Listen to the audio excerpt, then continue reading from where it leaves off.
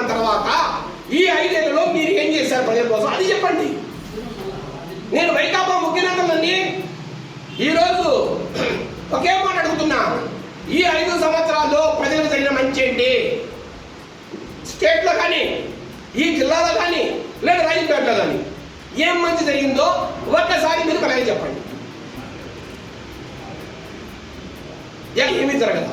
ముస్లింలు 4% మైనారిటీలకు reservation ఇచ్చామన్నారు. Yes, మీరే కాదంట, రాజశేఖర్ గారే ఇచ్చారు. మరి నేను అడుగుతున్నా, తెలుగుదేశం పార్టీ గవర్నమెంట్ బలిజలకు 5% రిజర్వేషన్ ఇచ్చారు. ఎవరు? నారా చంద్రబాబు నాయుడు గారు. మరి మీరు ఎందుకు అమలు చేయట్లా ఈ గవర్నమెంట్ లో? ఓబీసీల కింద, ఎకనామిక్ బ్యాక్వర్డ్ కింద 5% రిజర్వేషన్ బలిజలకు ఇస్తే చంద్రబాబు నాయుడు గారు ఆమోదిస్తే మీరు ఎందుకు దాన్ని ఈరోజు ఇంప్లిమెంట్ చేయట్లేదు? ఏం వాళ్ళు మీకు ఓట్లు వేయరన్నా? అంటే మీకు ఏ వర్గాలైతే ఓట్లు వేస్తాయి మీరు అనుకున్నారో వాళ్ళకే మంచి అనుకుంటారు. ఇది న్యాయమా? సామాజిక సాధికారత అంటే ఈ సమాజంలోని అన్ని వర్గాలకు ఒకే రకంగా, ఒకే విధానంలో ఎక్కడైతే పేదలు ఉన్నారో, ఎక్కడైతే ఇబ్బందులు పడతారో వాళ్ళందరికీ సేవ చేయడం. అది జరుగుతుందా? ఒక ఆయన మేలు నాగార్జున ఒక మంత్రి గారు వచ్చారు. ఆయన చెప్తారు, జగన్మోహన్ గారు అడిగి చేశారు, ఎడి చేశారు, మనంతా ఓట్లేయాలని.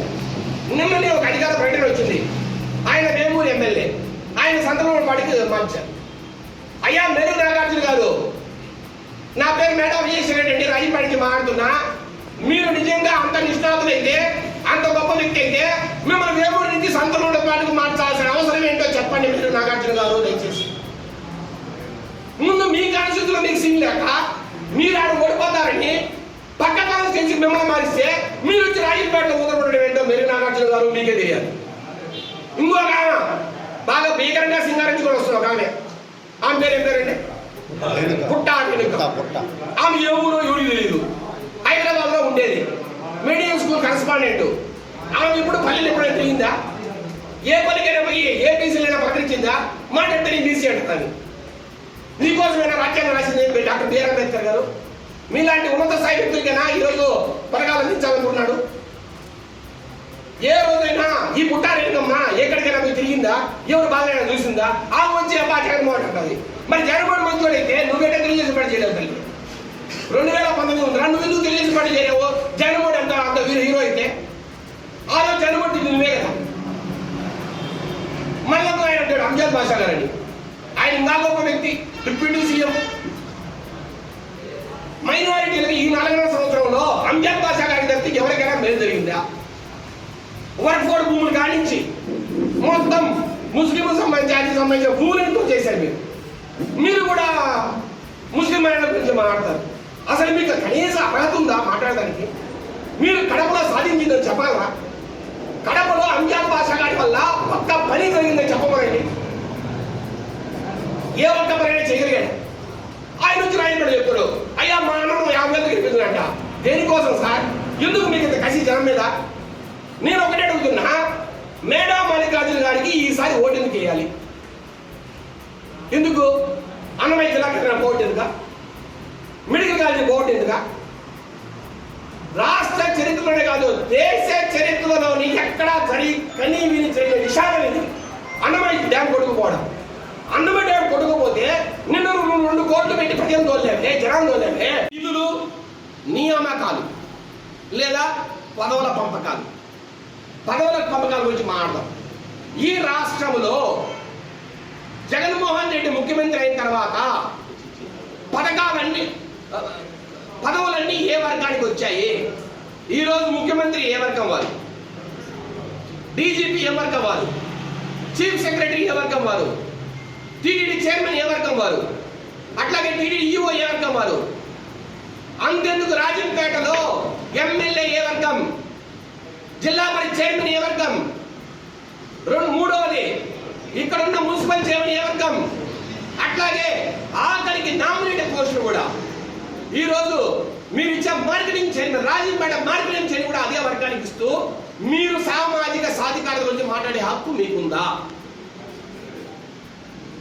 Number 1 point. నెంబర్ 2, మీరు అంటున్నారు మేము బీసీలుగా పరగణ మంత్రి పదవులు ఇచ్చామంటున్నారు, ఎస్టీసీలకు ఇచ్చామంటున్నారు. This are all facts.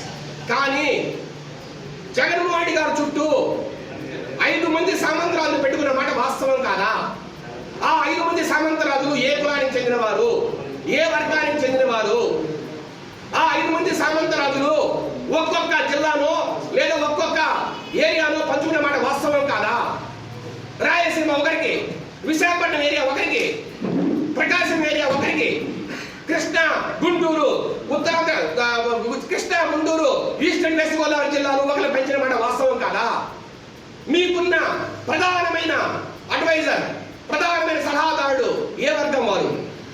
సకల శాఖ మంత్రి ఏ వర్గం వారు? ఈరోజు నేను చెప్తున్న సామంతరాజు లిస్ట్ అంతా అందరికీ తెలుసు, ఈ రాష్ట్రంలో ప్రతి వ్యక్తికి తెలుసు, నేను పేరు చెప్పాల్సిన అవసరం లేదు. వీళ్ళందరూ పూర్తిగా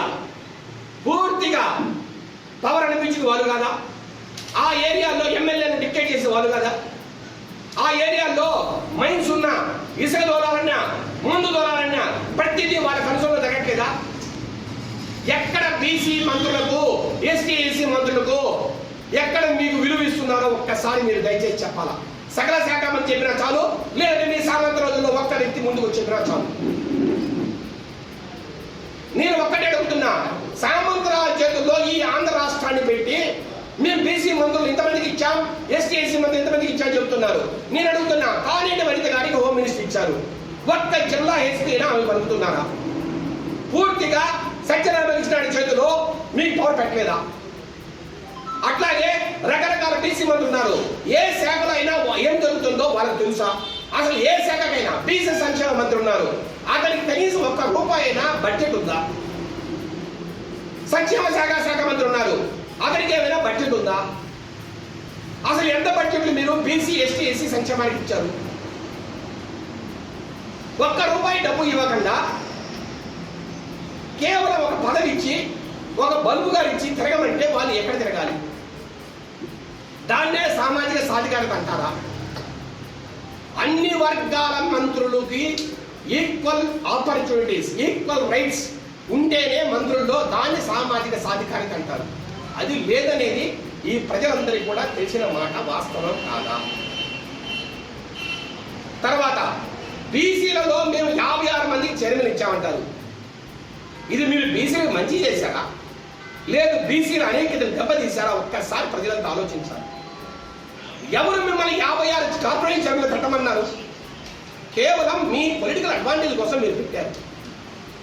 56 మంది చైర్మన్ పెట్టినప్పుడు కనీసం ఒక ఆఫీస్ కానీ, లేదంటే ప్రతి చైర్మన్కు కొంత బడ్జెట్ కానీ, లేదంటే వారికి సదుపాయాలు కానీ, లేదంటే ఆ కులానికి సంబంధించి కొన్ని వెల్ఫేర్ స్కీమ్స్ కానీ ఏమైనా తెచ్చారా?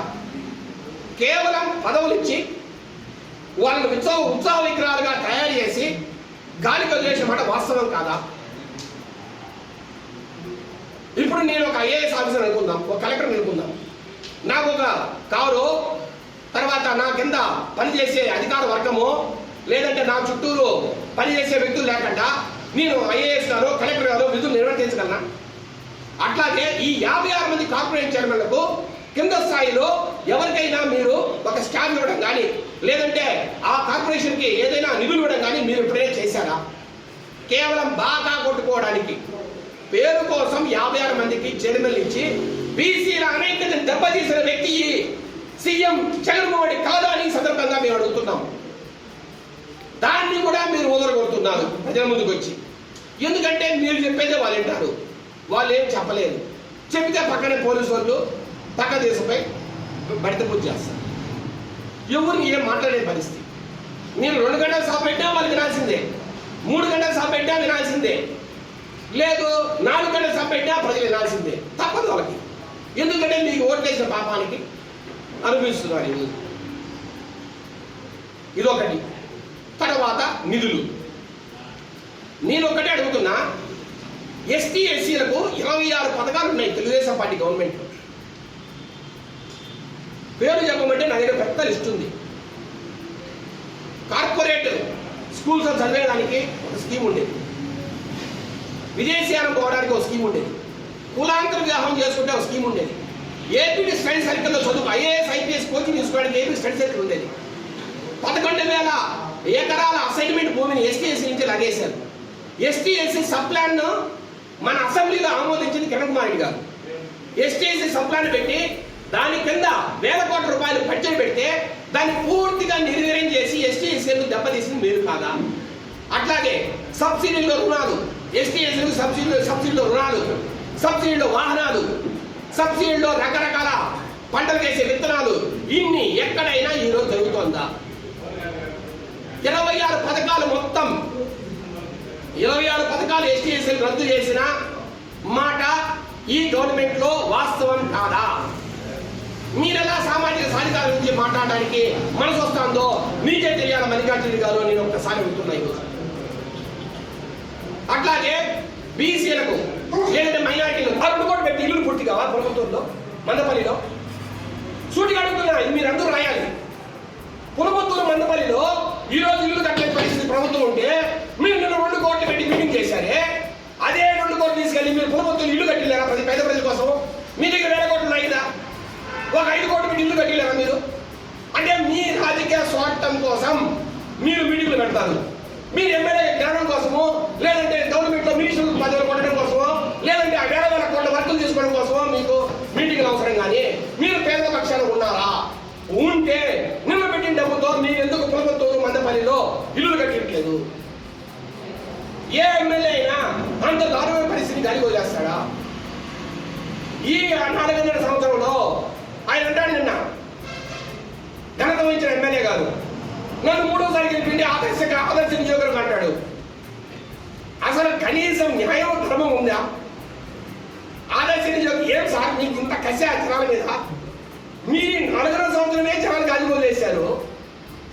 నేను ఒకటే చెప్తున్నా, గత 5 సంవత్సరాల్లో కూడా 2014-19 దాకా కేవలం ఒక వ్యక్తి గెలిచాడని చెప్పి తెలుగుదేశం ప్రభుత్వంలో ఆ రోజు 600 నుంచి 700 కోట్ల రూపాయలు చంద్రబాబు నాయుడు గారు ఆయన దయతో మనకి ఇచ్చారు తప్పితే.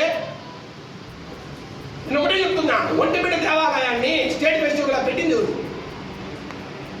ఈ రోజు మనం చెప్తున్న డెవలప్మెంట్ ఏదైతే ఉందో రాజంపేట కాన్స్టిట్యూన్సీలో అదంతా కూడా జరిగింది 2014-19 మధ్యలోనే.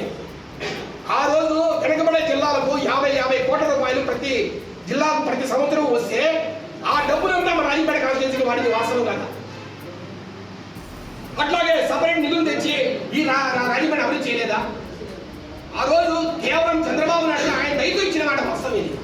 నువ్వేంటా సరే, నువ్వు ఇంత మొగడు అయితే ఈ 4 సంవత్సరాలు ఏం డబ్బు తెచ్చుంటావు?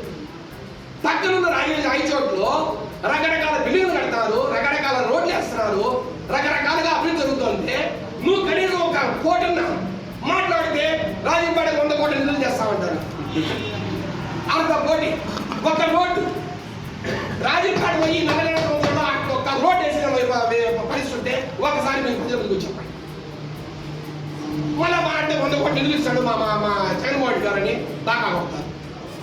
వినేవాళ్ళంటే ఏమైనా చెప్తారు సార్? మీరు ఓటేసి పాపానికి జిల్లా పోయి, మెడికల్ కాలేజ్ పోయి, డ్యామ్ కొట్టకు పోయి, ప్రజల ప్రాణాలు పోయి ఓడేడి సస్తా ఉంటే మళ్ళా మీరు నాకే ఓటేయండి నేను ఆదేశవంతం చేస్తా అంటే ఏమి సార్? మీకు ఏమన్నా రాజంపేట మీద ఏమన్నా కసిందా? ఏమన్నా కోపం ఉందా ప్రజల మీద? ఈ రాజంపేట సర్వనాశనం చేయాలన్న కంగన కట్టుకున్నారా? దేనికోసం మీకు మళ్ళా ఓటు వేయాలి? మీకే కాదు, మిమ్మల్ని మార్చి ఇంకొకరు పెట్టినా వాళ్ళైనా ప్రజల వద్దకు రావడానికి ఏం ముఖం పెట్టుకుని వచ్చి ఓట్లు అడుగుతారో చెప్పాలి. ఇదే మాట నేను రాజంపేటలో ఉద్యమం జరిగినప్పుడు జిల్లా కేంద్రం కోసం ఇదే మాట మాడినా. జగన్మోహన్ గారిని సూటిగా ప్రశ్నించా, మీరు మాకు జిల్లా ఇవ్వకపోతే రేపు ఎమ్మెల్యే ఎలక్షన్ ఏ ముఖం పెట్టుకుని ప్రజల వద్దకు వెళ్ళి ఓట్లు అడుగుతారు వీళ్ళు? నేను అడుగుతున్నా, మేడామని కాదు పక్కన పెట్టి ఇంకో వ్యక్తిగా రైలండి, మాకు అనవసరం. మేము తెలియజేసే పక్షాన ఎవరినైనా 30 నుంచి 40 ఓట్లతో ఓడి తీరుతామని సర్పంచ్ తెలియజేస్తున్నాం. ఎందుకంటే ప్రజలు ఓడిస్తారు. మీరు చేసే దురాఘాతాలు, మీరు చేసిన అరాచకాలు, పోలీసులు పెట్టి మీరు పెట్టే కేసులు, మీరు రాజంపేట గాలి వదిలేసిన తీరు, మీరు ఇళ్ళలో కూర్చొని ఎక్కడో రోమ్ కనబడుతుంటే మీరు చక్రవర్తి పీడలు వాయించాడంట. మేము రోజుల తరబడి ఉద్యమం చేసే రాజంపేటలో